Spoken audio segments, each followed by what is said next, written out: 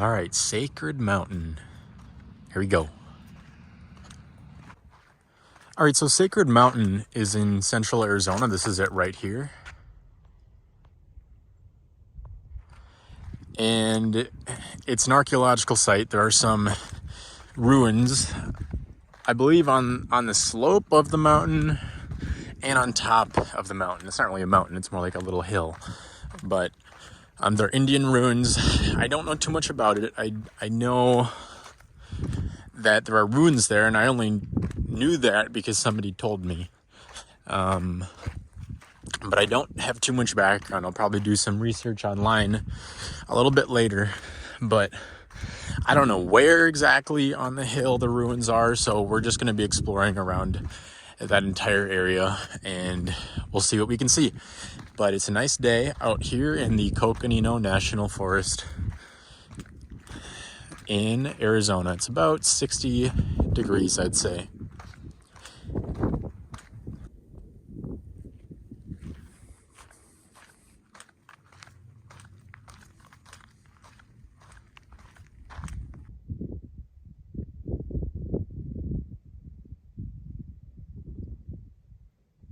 So this area is just rife with ruins. There's a lot of unmarked, unnamed ruins that I've seen just on little knobs and hills in the area.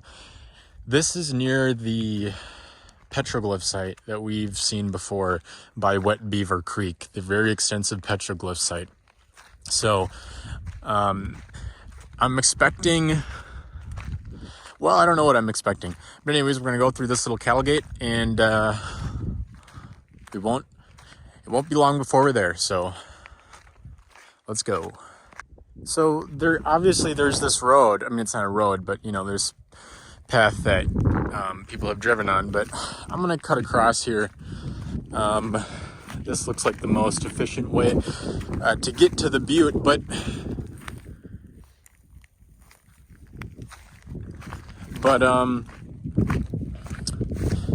it does seem like there is a little bit of a draw or a ravine.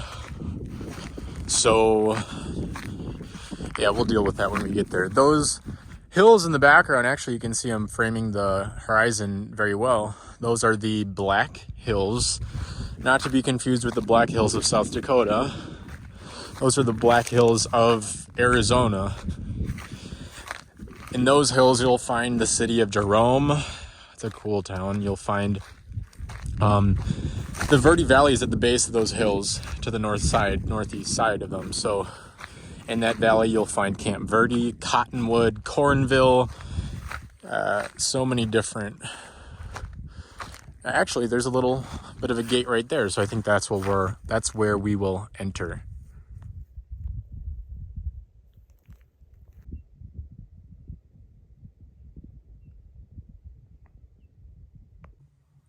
Got a little marker here to designate this historic site.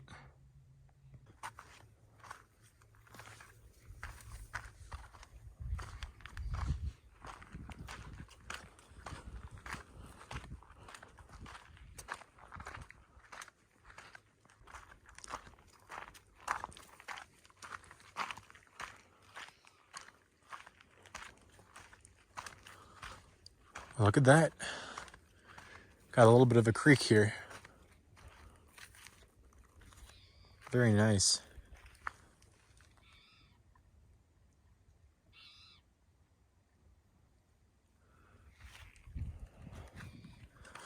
Looks like the trail's just right on the other side of it here. It's a very nice little piece of running water. Just want to take a look at, this little pool right here is actually very cool. It's a little deeper right here. Wow. I mean, it's not that deep, but it's relatively deep. Very nice. Look at that.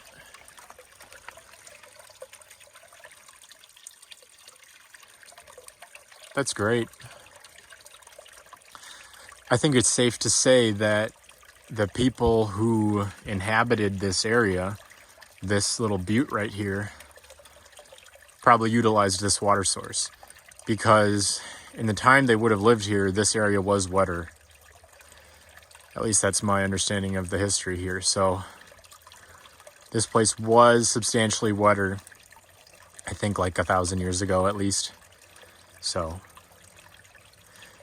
even if it wasn't a perennial stream of water, even having it temporarily during certain times of year would be helpful, like it is right now. I don't think this would be running in a few months from now, but right now it's great.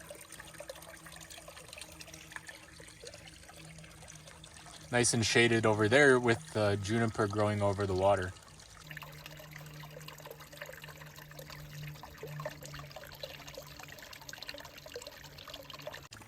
Okay, let's continue now.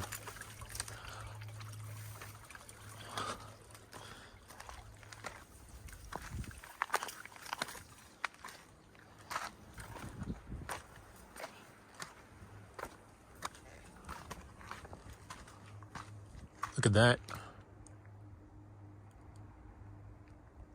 Actually, I thought maybe this was pinyon pine, but I'm not sure. Bark looks a little different. Could be though.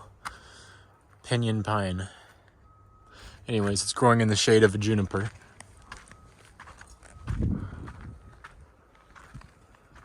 It's a couple little splits in the trail. Let's go this way. Follow the base of the west side.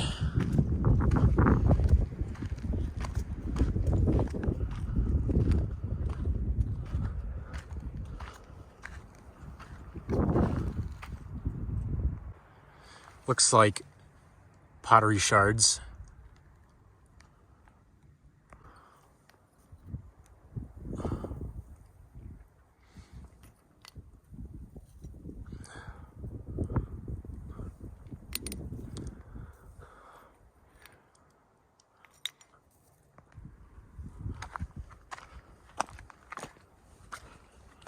Gain a little elevation now.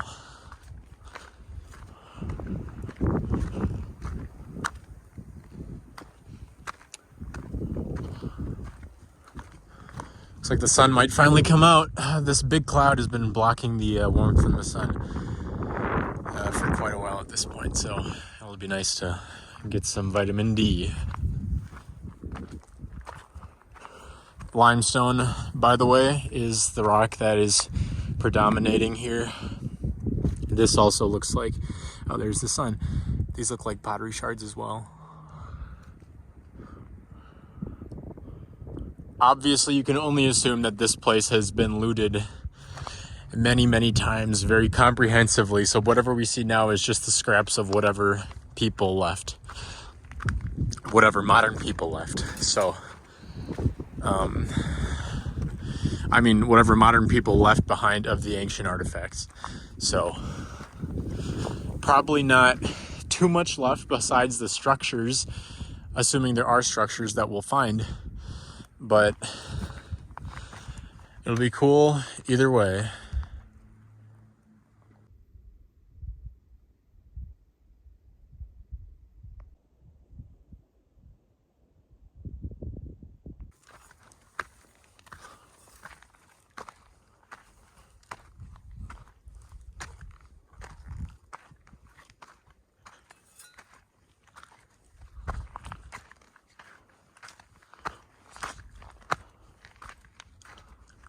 Okay.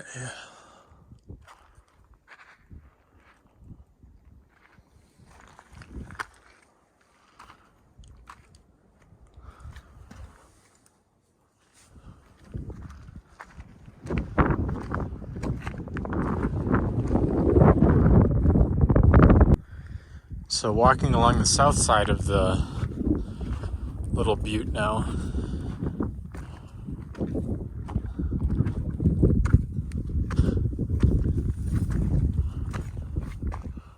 Haven't seen too much yet.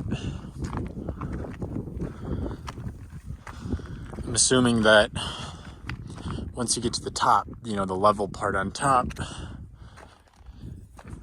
there'll be some more remains.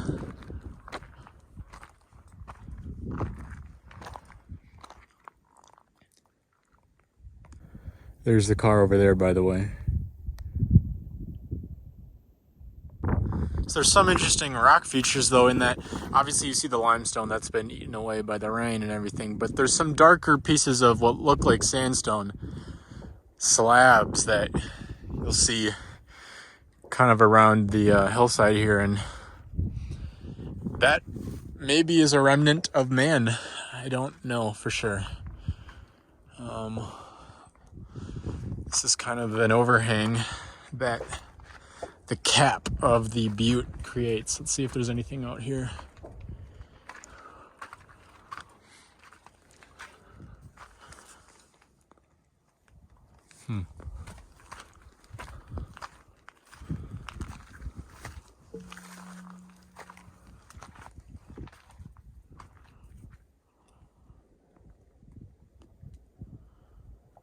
So it's also safe to assume, though, that this entire natural rock face...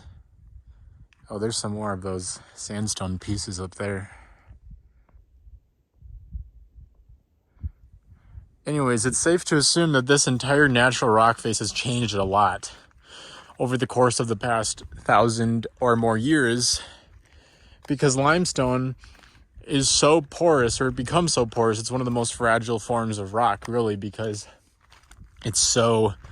Limestone is basic, right? As in high pH, the opposite of acidic. So when rain hits it, there's some sort of reaction that occurs that really dissolves the limestone easily, and it becomes very porous, and it breaks away really easily. So the integrity of this butte has, I'm sure, faced lots of change over the past, however many hundreds of years it's been since people inhabited this place.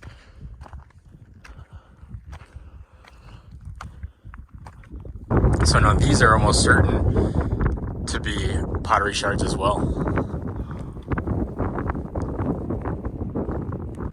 So now we're heading up on the eastern side of the butte. So we basically just a big loop around the first beginning of the northwestern side of the butte, and then the western, then the southern, and now the eastern side of the butte.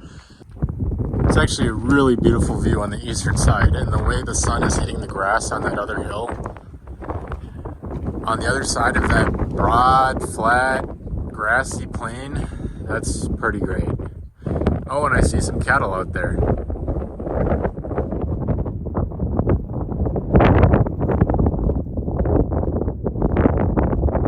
So it's very pastoral, bucolic even. There's a few forks in the trail now, but it's a beautiful view. I'm a big fan of prairie, and that's what it looks like. Or like the African savanna. Put your imagination to use. Why not? Alright, let's go this way. This is the final ascent to the top of the butte. And I'm sure there'll be even better views on top. Found this tiny little baby creosote bush, and look at these little growths it has on it. These little, almost like flowering aspects of it. They look like mossy almost, so not seen that before, but that's cool. Then here's some big creosote bushes nearby. The green grass is growing also. And people like to shoot around here, so you'll hear a lot of gunshots. Okay, so now we're at the top of the butte, the flat cap of the hill. So that area over there looks like it's, I think here's some stone ruins. So this is the eastern side. And you can see all of this actually was an old structure.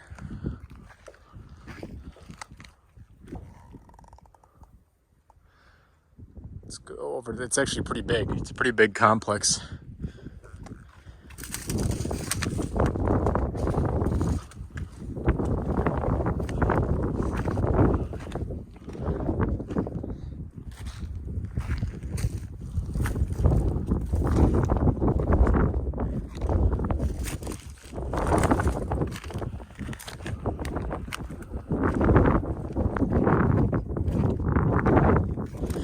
Here's actually a pretty well-preserved wall.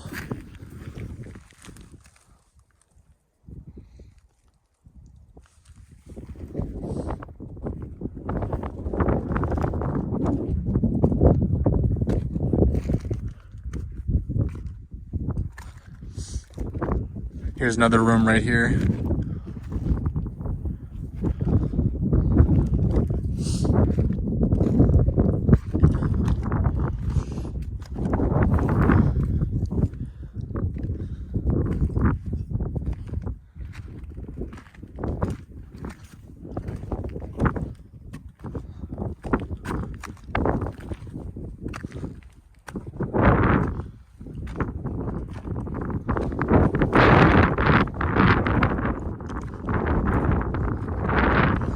Many rooms.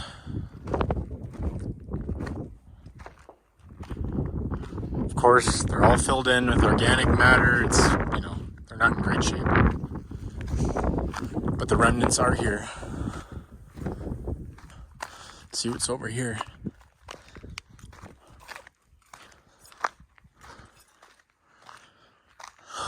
Again, those cattle are enjoying their lives over there on that hillside, chewing the cud.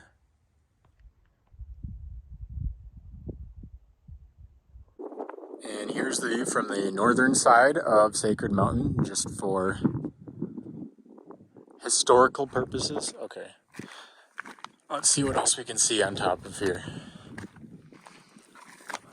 So the ruins on the eastern side of the Butte, they're not well preserved. I mean, I didn't really expect them to be very well preserved, but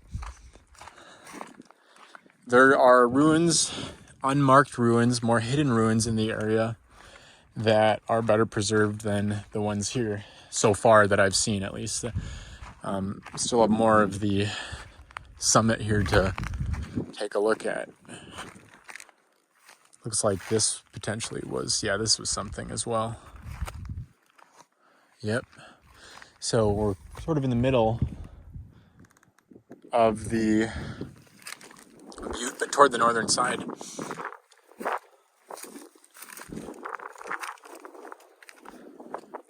Yeah, so there, oh, yep.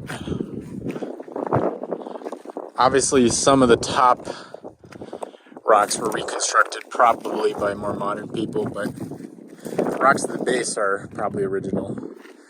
In any case, there was a wall here, and there is still a wall here, so.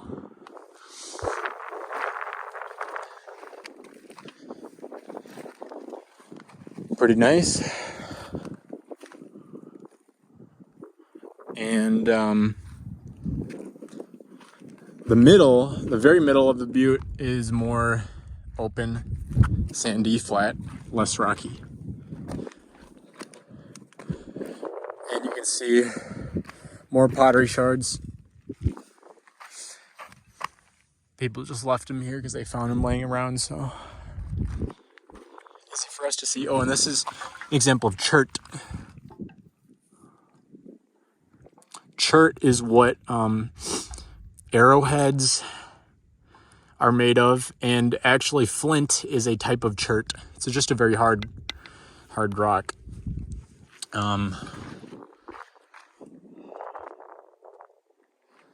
right.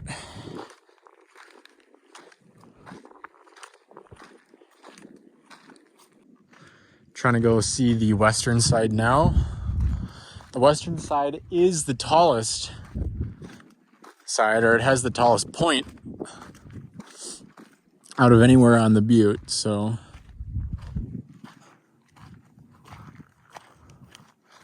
let's see what's over there.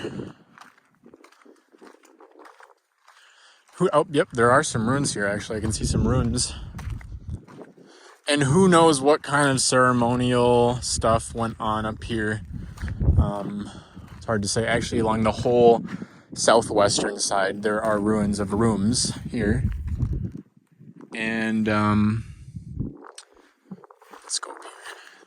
This was a room as well.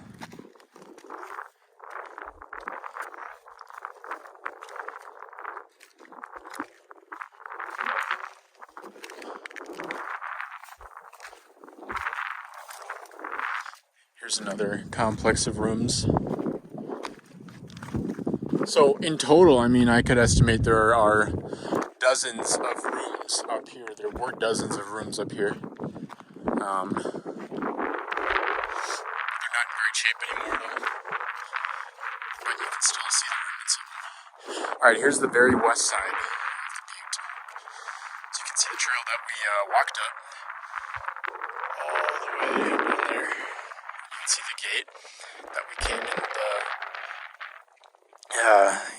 the gate for the cattle. And you can see the trail we took to the car over there.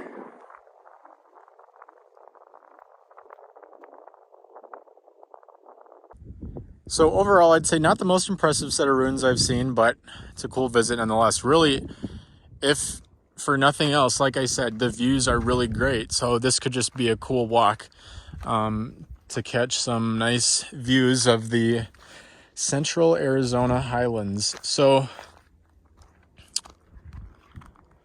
what we'll do is, you can see the creek that we stopped at earlier down there. We will go down to that, because you can see the sandstone bedrock down there. That'd be cool to see, so we'll take a look down there when we head down. And there's some sound over there because there's somebody grading the road. Here's one last view of the top of Sacred Mountain from the tallest point of the Butte.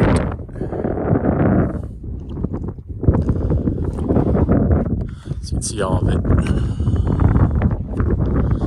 All right, we're gonna go back down now. If you've been here before, let me know if you've seen anything different up here, or if you know anything about this place more than I do. I'd be interested to hear it. I'm sure there's stuff I've missed in my short time here, but yeah, you can definitely see the ruins up here.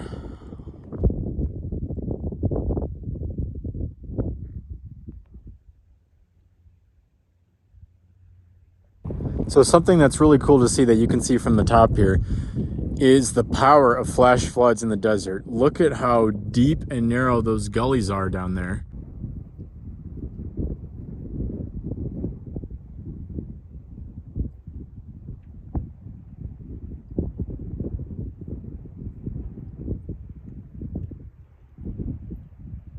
Some more pottery shards, and some of these are really cool and smooth and shiny on one side. And obviously that's a good indication that they were created by a human. So anyways, we begin our descent now.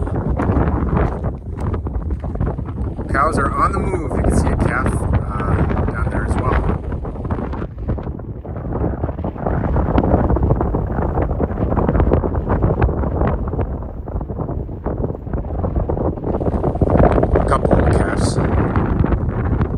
Very nice.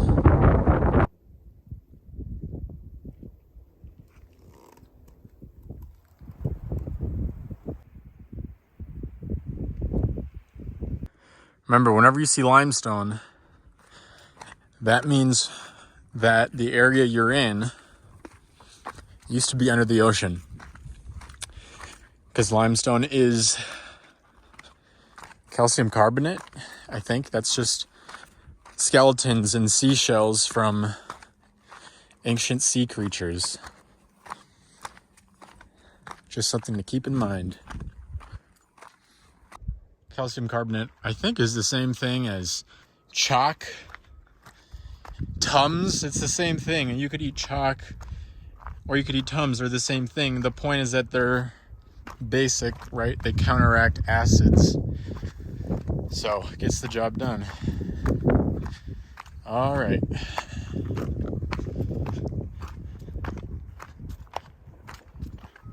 Once we get to the stream channel, we'll just walk up the stream channel. It'll feel nice to walk through the cool running water, and we'll see if we can get to that sandstone slab. Maybe we'll see some cows on the way. I'm actually going to take this little trail off on the north side of the base of the Butte. It might be easier to walk for now. But it won't be long till we're at the creek. It was a good idea to cut across and join the creek a little further to the east because it's a little more brushy back here. You know, there's scrub oak blocking the way. But now it's much more open. So this will be nice.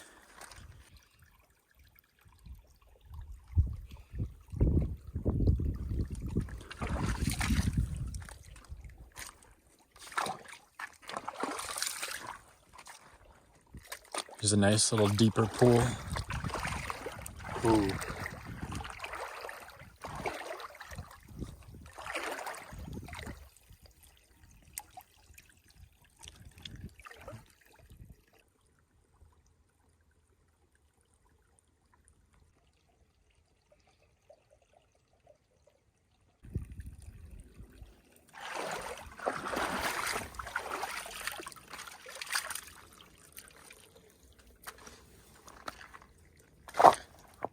It's very clear water because it's fresh, you know, came right out of the Mogollon Rim over there, snow melt. It actually makes some really nice deep pools. And it's cold. It's not very cold though. It's just cool. Feels very nice. Oh, and there's the sandstone. We're not far.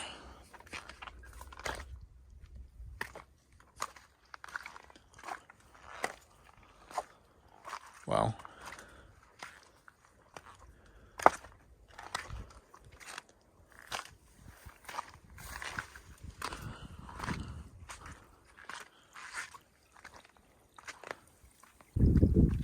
A nice place to take a nap.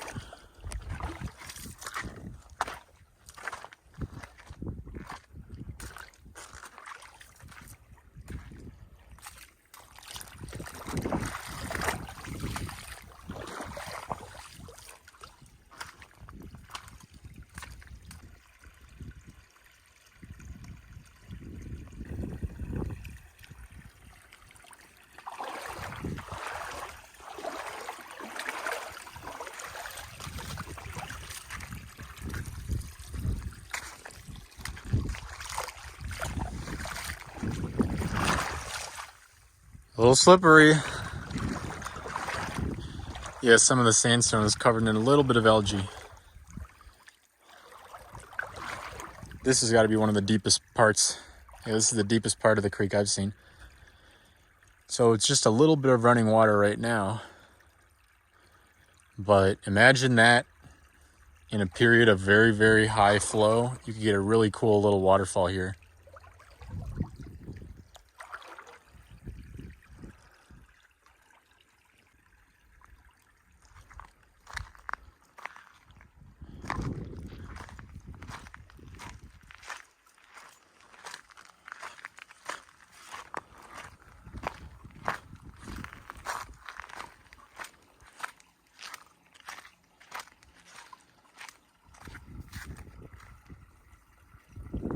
Okay, so this little basin right here is filled with these little bugs. They look like little sticks. You see these little black things?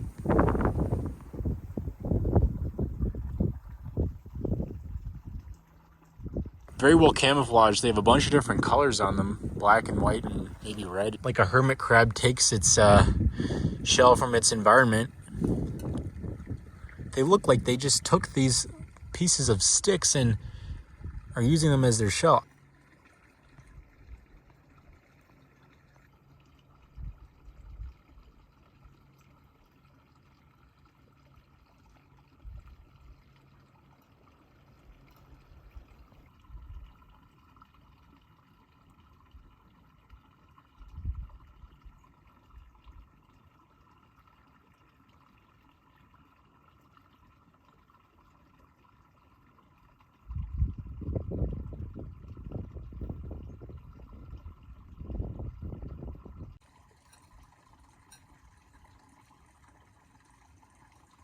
Yeah, I've settled on the metamorphosizing idea. They've got to be larvae of some kind, and they're just going through changes. In any case, they're a good food source for the fish that don't live in this creek.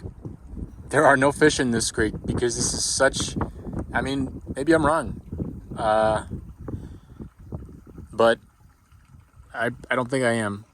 This is such a temporary stream, and it'd be very difficult for fish to get between these pools of water. So I have not seen any fish. I don't think there are fish here. Of course, fish aren't the only thing that can eat things around here, so still an important part of the food chain. All right, that is about as far as I'll go because I have to get through the fence up here, and the only way really to get through the barbed wire fence is to go through the gate I came in. So I'll walk along the fence until I get back to the gate.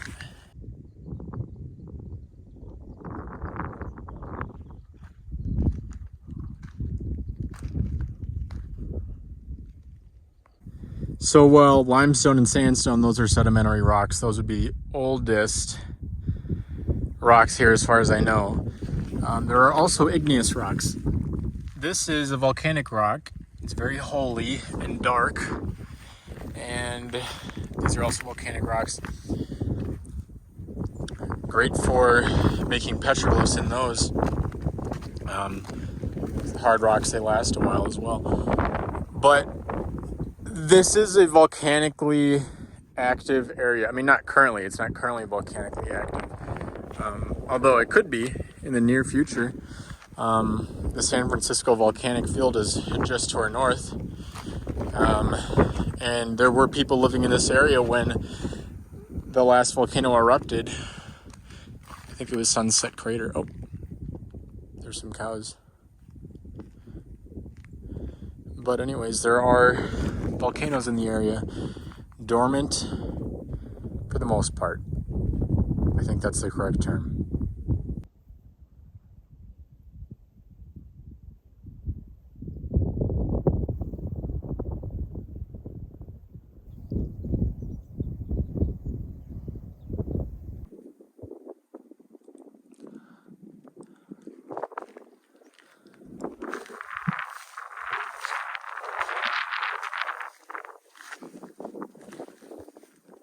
By the green river where paradise lay.